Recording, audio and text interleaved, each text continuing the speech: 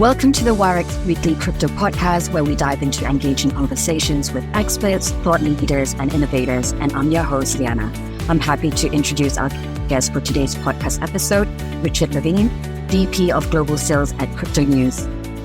Hi, Richard. Thanks for being here. Hi, how are you? It's a pleasure. Happy to be here. Awesome.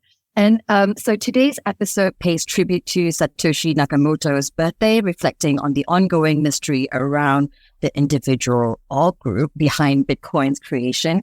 We'll discuss how Bitcoin has transformed the world of finance and consider what its future might hold amidst this intrigue. So before we start, Richard, could you tell us about your background a little bit more? Sure. So I have been in the Bitcoin crypto space for 10 years. I work full-time in this space, on different projects. I work with Cryptonews. I work with a couple other projects that are launching on different platforms. But I've always been intrigued by Bitcoin, especially. It's always been my first love and always will be my go-to. But yeah, I mean, I've fallen pretty far down the rabbit hole. So, everything from the Satoshi to hashing algorithms and cryptography and everything is very fascinating. I like to think I have a wealth of knowledge up here. That's awesome. What are some of the most fascinating theories or rumors about the identity of Satoshi Nakamoto? And how do they shape our perception of Bitcoin? I think that for the most part, the mystery adds to the allure, and we don't really know who Satoshi is. Obviously, there's been a huge email dump in March, which had people theorizing, maybe it's this guy, maybe it's that guy, maybe it's Gavin Andreessen, maybe it's Nick Szabo, maybe it's Adam Back or Hal Finney. All these names keep coming up. But, if there's one thing I know about the crypto community, it's that they're very analytical and they're very good at tracking things down. And still, after 15 years, nobody's been able to discover who this person or these people are. And, I think in reality, that's a huge benefit to all of us. I mean, it's a little bit like Wizard of Oz, right? Why do you think the person or group who created Bitcoin chose to stay anonymous? I think that it was imperative for the project to work. Bitcoin is one of those things that people tend to love or hate. The people who hate it are people I feel like just haven't put in the time to research it or understand it. I've never met anybody who's really taken the time to understand Bitcoin who then said, I hate this. This is a stupid idea. Everybody seems to go, okay, this is wise. But the reason that they probably wanted to stay anonymous is because, this is a decentralized currency that belongs to all of us. And, nobody can drag the CEO of Bitcoin up in front of a Senate committee in Washington, D.C. and say, we want this, we want that, or, this needs to be regulated. There's no, Mark Zuckerberg or Elon Musk to drag in front of Congress. And I think that that's a huge benefit for all of us, is that we don't know. And that if it was created by, let's say, a government, it would have been a huge disaster, in my opinion. I mean, so do you think it's a good thing or a bad thing that we don't know who Satoshi Nakamoto is? Because, recently we've been getting people doxing themselves, right? So, yeah, just wanted to, hear your thoughts on that. No, it's a good thing. It's a good thing that we don't know who Satoshi is. I mean, I look at the upside downside of it, and, the upside is that it remains a mystery, and, we all continue to use this decentralized currency, and we may never know who he is. Maybe he's not alive.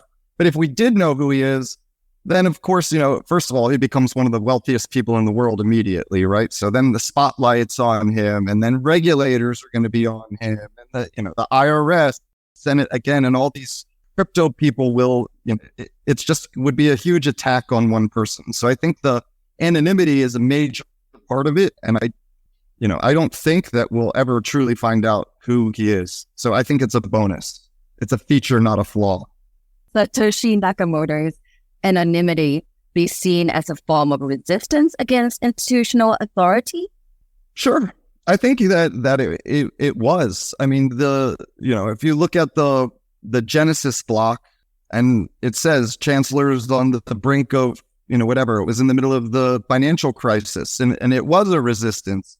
It was a resistance against the banking system, against, the Federal Reserve, against this global enterprise of money printers who have allowed big corporations and governments to just destroy the dollar. I mean, we see that now.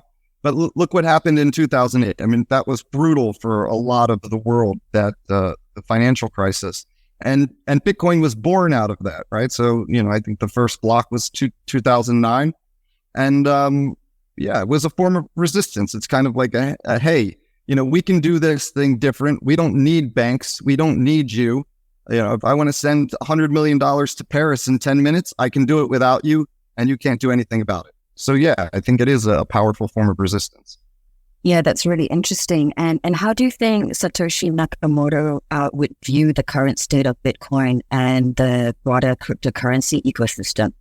It's really hard to predict how Satoshi would view what's going on today, but I would say that he would probably view it as a success because you walk into a grocery store now and you see a sign that says we accept Bitcoin, or you're walking through Amsterdam and there's a little Bitcoin center there, or in Paris. And it really doesn't matter. It's become such a global thing. And even the fact that BlackRock and Fidelity got in and all these major institutions, I truly think that he would probably be proud of what he's accomplished or they've accomplished. It's really become a powerful tool. And again, the regulators are always trying to push against it. You have Elizabeth Warren and Gary Gensler always kind of pushing back. But at the end of the day, it's you can't stop it. This big decentralized machine of people who have come together and use it as a store of value and a network. It's really unstoppable. So I think in the end, Satoshi would probably be happy that it's continued. Blocks are still being mined every 10 minutes. The network still works perfectly.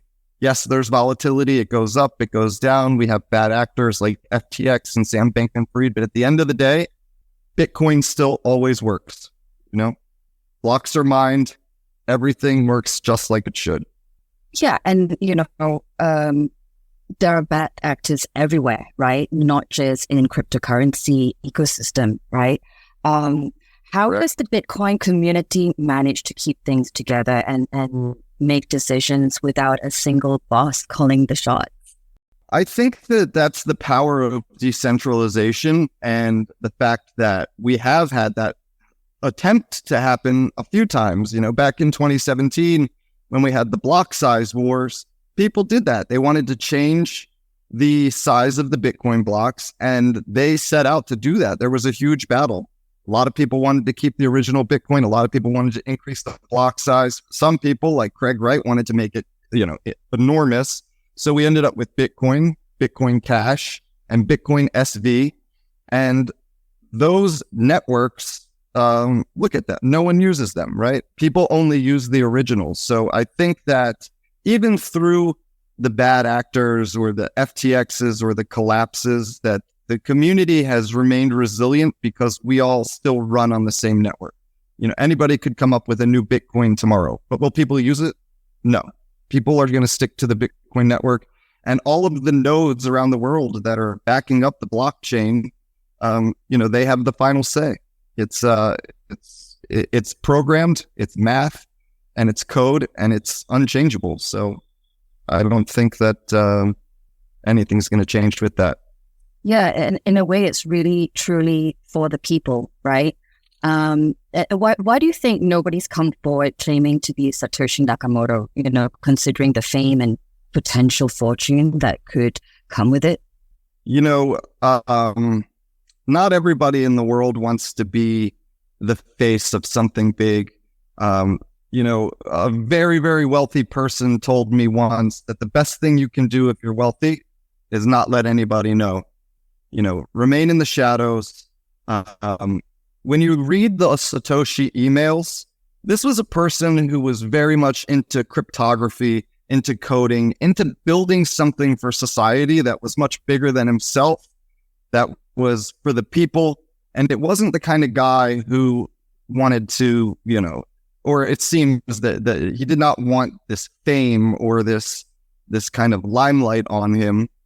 And, that's probably why. I mean, I think that, if you look at the people who have claimed to be Satoshi, like Craig Wright, who's always in the news and always in front of people, and it took a court case to get him to finally, admit defeat.